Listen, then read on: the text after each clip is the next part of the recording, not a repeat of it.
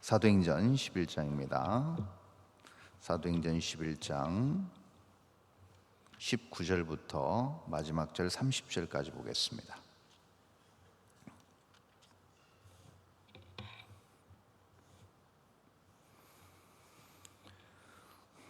사도행전 11장 19절에서 30절 제가 읽도록 하겠습니다. 그때 스데반의 일로 일어난 환란으로 말미암아 흩어진 자들이 베니게와 구브로와 안디옥까지 이르러 유대인에게만 말씀을 전하는데 그 중에 구브로와 구레네 몇 사람이 안디옥에 이르러 헬라인에게도 말하여 주 예수를 전파하니 주의 손이 그들과 함께 하심에 수많은 사람들이 믿고 주께 돌아오더라. 예루살렘 교회가 이 사람들이 소문을 듣고 바나바를 안디옥까지 보내니 그가 이르러 하나님의 은혜를 보고 기뻐하여 모든 사람에게 굳건한 마음으로 주와 함께 머물러 있으라 권하니 바나바는 착한 사람이요 성령과 믿음이 충만한 사람이라. 이에 큰 무리가 주께 더하여지더라. 바나바가 사울을 찾으러 다소에 가서 만나매 안디옥에 데리고 와서 둘이 교회에 1년간 모여 있어 큰 무리를 가르쳤고 제자들이 안디옥에서 비로소 그리스도인이라 일컬음을 받게 되었더라. 그때의 선지자들이 예루살렘에서 안디옥에 이르니 그 중에 아가보라 하는 한 사람이 일어나 성령으로 말하되 천하에 큰 흉년이 들리라 하더니 글라우디오 때에 그렇게 되니라. 제자들이 각각 그 힘대로 유대에 사는 형제들에게 부조를 보내기로 작정하고 이를 실행하여 바나바와 사울의 손으로 장로들에게 보내니라. 아멘. 사도행전 10장과 11장은 사도행전 전체 1장에서 28장 전체 내용에서 굉장히 중요한 전환기를 우리에게 보여주고 있습니다. 물론 약간 이제 그 분량 면에서도 이제 거의 이제 중반부의 어떤 중심 부분이기 때문이기도 하겠지만 굉장히 어떻게 보면 처음에 유대인으로부터 시작한 이 복음이 어떻게 이방인에게 이 유대인이라는 벽을 넘어서 민족주의의 벽을 넘어서 어떻게 이제 온 천하 땅끝까지 복음이 전파되는 그 출발점, 그리고 그 전환기를 통해서 복음이 일파만파 퍼지는 첫 번째 단계를 우리에게 잘 보여주고 있습니다. 우리가 10장에서 살펴봤지만 고넬료 가정에게 세례를 주고 이제 이방인이었던 고넬료와 그의 가족들이 하나님 앞에 돌아오고 예수를 믿게 되므로 새로운 전환기를 세계 복음의 역사는 맞이하게 되고요. 그것을 11장에서 예루살렘 교회가 인정합니다. 그동안 과연 이방인들이 복음을 믿고 구원을 받을 수 있을까라는 이 부분에 대해서 많은 유대인들이 의구심을 가지고 있었는데 실제로 이방인들이 예수 그리스도를 영접하고 또 그 삶을 주님 앞에 헌신하는 그러한 모습들, 그리고 성령의 강력한 임재와 역사가 이방인들 가운데서도 나타나는 것을 예루살렘 교회가 인정한 그 때를 오늘 19절에서 이렇게 시작합니다. 그때에 스데반의 일로 일어난 환란으로 말미암아 흩어진 자들이 베니게와 구브로와 안디옥까지 이르러 유대인에게만 말씀을 전하는데, 지금 분명히 예루살렘 교회도 인정을 했고 고넬료의 가족도 세례를 받고 예수 그리스도를 구주로 영접했음에도 불구하고 아직도 지금 베니게, 다시 말해서 페니키아, 지금의 레바논 지역이겠죠. 그리고 구브로, 오늘 본문에 등장하는 바나바의 고향이기도 하고 지중해의 섬이었던 사이프러스 섬입니다. 그리고 안디옥, 중요한 지역이죠. 수리아 안디옥이라고 하는 그 지역에 흩어져 사는 많은 사람들, 이 스데반의 박해, 그리고 스데반을 박해한 사람들을 통해서 예수 믿는 사람들이 예루살렘에서 일파만파 박해를 피해서 퍼져나가게 되면서 거기까지 와서 정착하게 된, 무려 예루살렘에서 400km 이상 떨어진 지역까지 피난을 나와서 거기서 이제 그리스도인 공동체를 형성한 유대인들, 그들이 언급되고 있습니다. 근데 여기서 19절에서 보니까 유대인에게만 말씀을 전한다. 즉 다시 말해서 이들의 생각 속에는 아직도 유대인들만이 복음을 받을 자격이 있고 유대인들만이 그러므로 구원받을 자격이 있다는 그런 생각에 갇혀 있었음을 알 수가 있습니다. 예수 그리스도를 믿고 예수 그리스도의 놀라운 사랑의 역사, 또 희생의 역사, 그것을 통한 놀라운 구원의 역사를 사람들이 믿고 받아들였고, 심지어 예수님께서 승천하시기 전에 분명히 예루살렘과 온 유대와 사마리아와 땅끝까지 이르러 복음이 증거될 것이다 라고 그렇게 예수님의 계획을 여과없이 선포하셨음에도 불구하고 아직도 그 말씀을 받은 사람들 중에는 그 인식 자체에서 유대인의 틀을 벗어나지 못하는 그러한 모습들을 우리가 볼 수가 있습니다. 우리가 분명히 알아야 될 것이 이것입니다. 우리 역시도 우리가 신앙생활을 하고 정말 하나님의 놀라운 축복과 은혜를 받아들였음에도 불구하고 그것이 우리의 생각과 우리의 관점과 우리의 어떤 지식의 틀 안에만 갇혀 있다고 한다면 이것만큼 안타까운 일은 없습니다. 성경은 어떤 싸움인가? 우리가 말씀 듣는 이유는 무엇인가 하면요, 우리의 생각을 넓히고자 함이고 우리의 어떤 잘못된 우리의 어떤 인간적인 생각을 깨고자 함입니다. 그래서 우리의 관점을 넓히고 우리의 생각을 하나님의 생각과 일치시키는 작업이 바로 이 예배고 신앙생활이고 또 우리가 말씀을 듣는 중요한 목적이라고 할 수 있을 것입니다.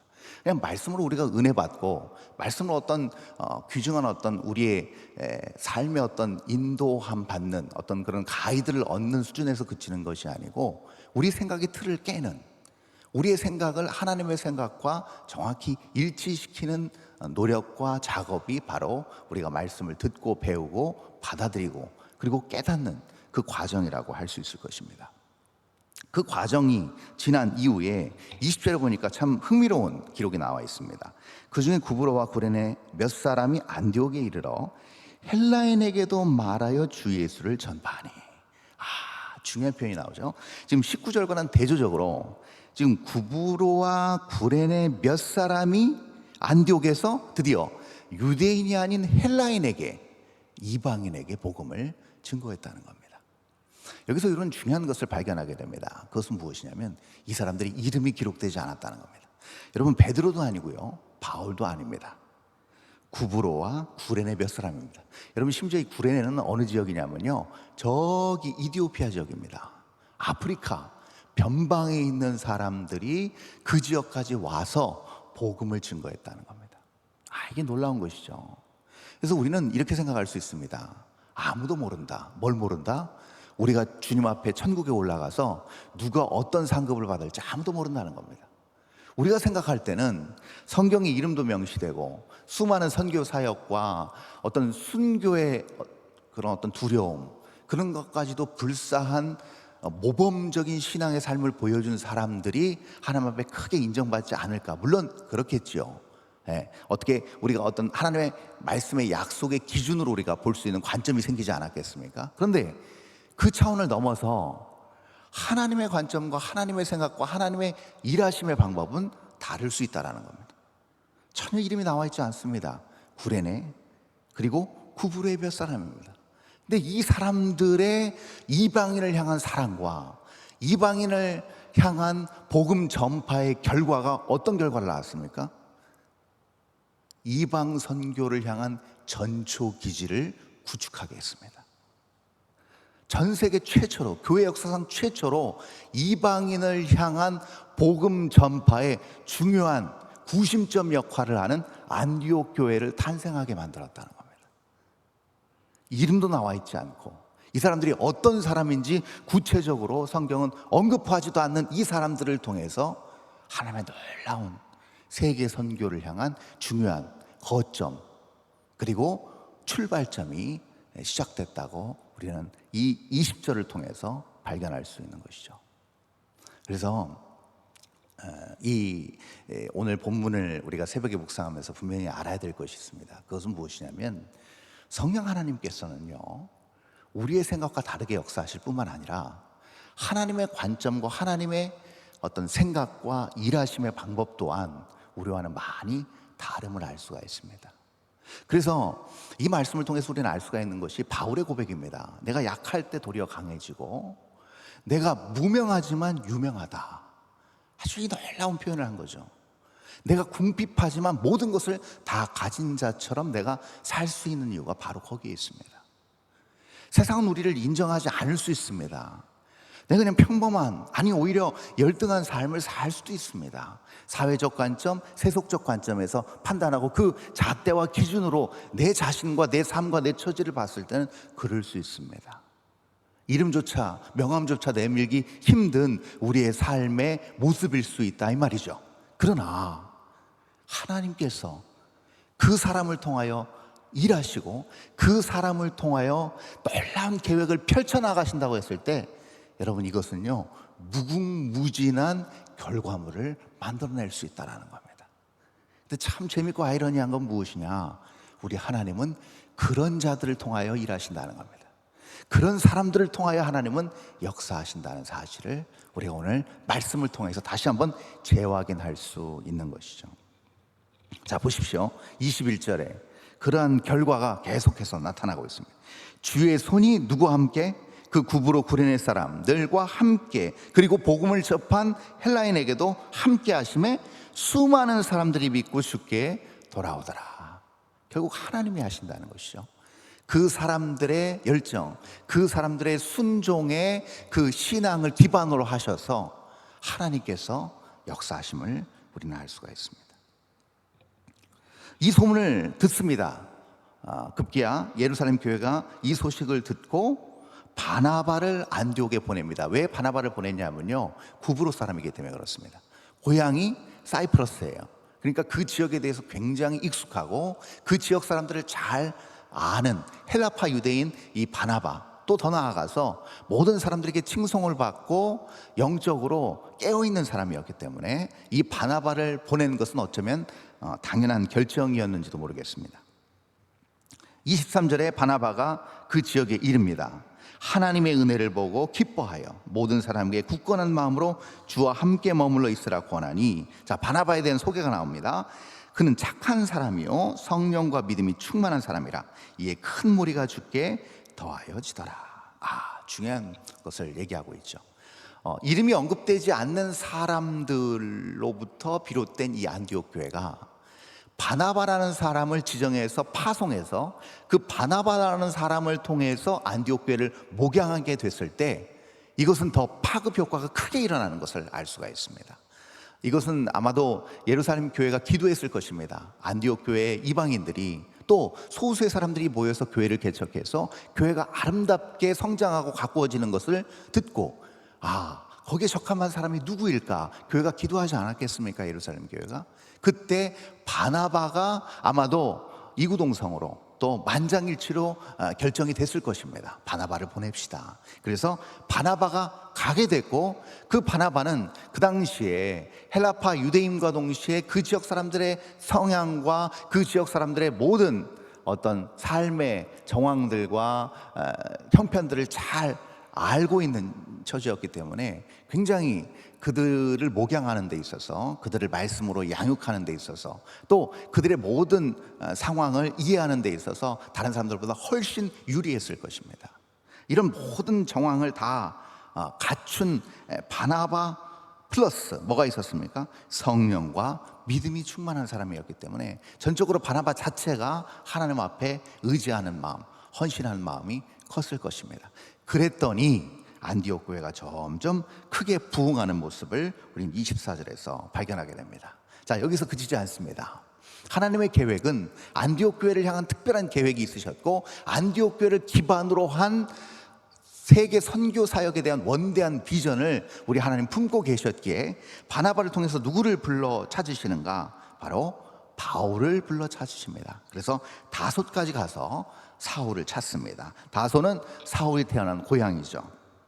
그래서 26절에 만나서 안디옥에 데리고 와서 둘이 교회에서 1년간 모여 있어 큰 무리를 가르쳤고 제자들이 안디옥에서 비로소 그리스도인이라 일컬음을 받게 되었더라. 이 부분이 중요합니다. 그리스도인이라 일컬음을 받게 되었더라. 사도행전 전체에서 제일 먼저 등장하는 이 표현, 그리스도인이라는, 크리스천이라는 표현이 처음 등장합니다. 여러분, 그리스도인이라는 표현을 왜 썼을까요? 우리 옛부터 구한말부터 지금까지, 지금도 가끔 쓰여지는 말인데 예수쟁이라는 표현이겠죠. 예수님을 믿는 사람, 예수님을 사랑하고 예수님께 자기의 인생을 다 송두리째 헌신한 사람들, 예수님의 뜻대로 그 말씀대로 순종하는 그리스도인이라는 사람들이 이 지금 26절에서 처음 등장하고 있습니다. 바울까지 합세해서 1년 동안 합동 목회를 하게 되면서 안디옥 교회에서 나타난 결실이 무엇인가? 단순히 그냥 수적 부흥이었는가? 사람이 많아지는 거에서 그쳤는가? 아닙니다. 바로 이 다음 단계인 어느 단계까지 갔어요? 유기적 성장이 일어났다는 것을 알 수가 있어요. 여러분, 수적 성장만 일어나서 절대 이방인을 품지 못합니다. 수적 성장만 가지고는 하나님의 원대한 비전을 품을 수 없습니다. 그럼 무엇으로만 가능한가? 하나님의 마음까지 알아가는 영적 성장이 필요합니다. 유기적 성장이 필요합니다. 그러려면 무엇이 필요하겠어요? 내가 그리스도인답게 생각하고 그 관점을 가지고 살아가는 마음과 행동, 그 결단이 필요하다는 것이죠. 그렇게 되면 어떤 일들이 벌어져요? 세상에서 사는 사람들의 생각과 가치와는 전혀 다른 생각과 가치로 살아가게 됩니다. 추구하는 바가 전혀 다릅니다. 하나님이 추구하는 방식, 하나님의 마음으로 세상을 바라보게 되고 그러한 관점으로 살아가게 되니 어떠한 현상이 일어나요? 아, 다르구나, 구별되는구나, 거룩하구나라는 표현으로 그리스도인이라는 표현을, 그런 어떤 닉네임을 가지고 살아가게 된다는 겁니다. 이것을 우리는 지금 26절에서 발견해낼 수 있는 겁니다. 우리가 신앙생활하는 중요한 이유가 있습니다. 하나님의 귀한 일들을 감당하고 하나님의 명령에 순종해서 놀라운 일들을 이루는 것도 중요합니다. 그러나 그것을 이루기 위해서 1차적으로 필요한 게 무엇인가? 우리 삶에서 놀라운 은총과 축복과 끊임없는 은혜의 폭포수 같은 그 은혜의 놀라운 역사가 나타나게 하는 중요한 기반이 되는 발판은 무엇인가 하면 다른 게 아닙니다. 그리스도인으로서 살아내는 삶입니다. 그리스도인답게 생각하고 그리스도인답게 살아내는 삶의 방식인 것입니다. 그럴 때 하나님께서 기름 부어서 놀랍게 역사하시는 은혜를 우리는 맛보게 되는 것이죠. 이것을 안디옥 교회 성도들이 누리게 됨을 우리는 살펴보게 되는 것이죠. 그때 이제 27절에서 선지자들이 예루살렘에서 안디옥을 방문하게 되는데요. 그때 특별히 아가부라는 사람이 등장합니다. 이 아가부라는 사람이 성령을 통하여서 예언하게 되는데 큰 흉년이 든다. 글라우디오 때라고는 이제 언급은 안 했겠지만 얼마 지나지 않아서 큰 흉년이 전반적으로 이 지역 안에 들게 될 것입니다 라고 예언합니다. 그랬더니 오늘 성경은 글라우디오 때에 그렇게 되었다고, 그 예언이 성취되었다고 얘기합니다. 그 당시 흉년은 굉장히 큰 위기였습니다. 재난이었습니다. 왜냐하면 지금처럼 과학이 발달한 때가 아니었습니다. 무엇인가를 일기를 예측하고 그것에 대비할 수 있는 그런 어떤 시설이나 지식이 거의 전무하던 때였습니다. 그렇기 때문에 흉년이 들었다, 그것도 일정 기간 계속 그것이 지속된다 했을 때 굉장히 힘든, 경제적으로 또 사회적으로 굉장히 힘든 상황에 처할 수밖에 없습니다. 그렇기 때문에 이 흉년이 언급됐다는 것은 무엇인가? 여러분, 기본적으로 의식주 문제가 위협을 받았다는 겁니다. 여러분, 우리는 코로나를 거쳐오면서 알게 되었습니다. 큰 재난이 전 세계적으로 여러 지역에 동시다발적으로 일어났을 때 어떤 현상이 일어났어요? 교회 안에 교회도 물리적으로 큰 아픔과 위기를 겪었습니다. 똑같습니다. 흉년이 들면서 경제적으로 또 많은 사람들이 심지어 목숨을 잃는 일들도 비일비재했을 것입니다. 그렇죠? 그랬을 때 29절에 보니까 제자들이 각 그 힘대로 유대에 사는 형제들에게 부조를 보내기로 작정하고, 이거 놀랍습니다. 여러분, 잘 생각해 보십시오. 안디옥 교회가 급성장해서 나름대로 어떤 교회 형식과 조직을 갖추었을 것이라는 것을 우리는 오늘 본문을 통해서 예측할 수 있습니다. 그러나 여러분, 지금 누구를 돕는다고 얘기하는 거예요? 누구를 도와요? 지금 유대에 사는 형제들에게 부조를 보내기로 작정합니다. 자, 이 형국은 어떤 형국이냐면요, 물론 예루살렘에 사는 유대인들이 안디옥 교회를 세우기 위해서 의도적으로 사람들을 파송한 건 아닙니다. 바나바 한 사람 파송한 거예요. 그러나 여러분 잘 보십시오. 그렇게 파송되어서 개척된 그 자그마한 교회가 지금 예루살렘에 있는 유대 사람들로 이루어진 원래 큰 본체인 예루살렘 큰 교회 그 거점을 헌금으로 도와주겠다고 결정한 겁니다. 놀랍지 않습니까? 네. 그래서 여러분 어떻게 보면 주객이 전도돼 바뀌어진 어떤 그런 상황이라고 할 수 있을 것입니다. 놀랍죠. 분명히 모르긴 몰라도요, 예루살렘 교회가 인원수로나 재정적으로나 훨씬 더 안정적이었을 확률이 높습니다. 그렇죠? 거기에 대대로 뿌리 내려서 기반을 닦아서 사는 유대인들입니다. 그러므로 재정적으로 어떤 삶의 기반이 탄탄한 사람들이었을 것입니다. 근데 상대적으로 그렇지 않은 안디옥 교회 성도들이 헌금을 모아서 구제하기 위해서 예루살렘 교회 유대인들을 돕는다? 이게 하나님의 방법이라는 것이죠. 그런 거 상관없이 사랑하는 마음으로, 고통당하는 사람들을 긍휼의 마음으로 품고 나아가는 이런 놀라운 일들이 안디옥 교회 안에서 벌어지고 있었다는 것입니다. 여기서 중요한 표현 나옵니다. 29절 30절 보내기로 작정하고 이를 실행하여 바나바와 사울의 손으로 장로들에게 보내니라. 작정으로 끝내지 않았습니다. 실행했습니다. 그리고 리더인 바나바와 바울이 직접 그 손에 그 연보를 들고 그 구제금을 들고 직접 전달하는 모든 과정들을 우리는 살펴볼 수 있습니다. 그리스도인이라 칭함받는 것, 그리고 복음의 능력이 나타나는 것은 무엇인가? 관념에서 끝나지 않습니다. 계획에서 머물지 않습니다. 반드시 실행하고자 하는 결단이 필요하고 그 손이, 그 발이 움직여서 하나님의 역사를 이루어내는 것입니다. 그것이 결국은 십자가의 정신이었고 부활의 놀라운 역사였고, 그것을 토대로 한 교회의 부흥과 또 그것을 통한 모든 복음의 편만한 전파와 역사라고 할 수 있을 것입니다. 오늘 이 원리, 이 성경적 관점을 온전히 오늘도 품고 우리가 주어진 환경에서 신실하게 살아낼 때 작정하고 실행하고 우리의 손을 통해서 놀라운 하나님의 복음의 역사가 나타난다고 한다면 분명히 변치 않는 하나님의 놀라운 그 약속의 상급이 우리에게 임하게 될 줄 믿습니다. 그런 놀라운 은혜를 누리는 오늘 한 날 될 수 있기를 간절히 바랍니다. 기도하겠습니다.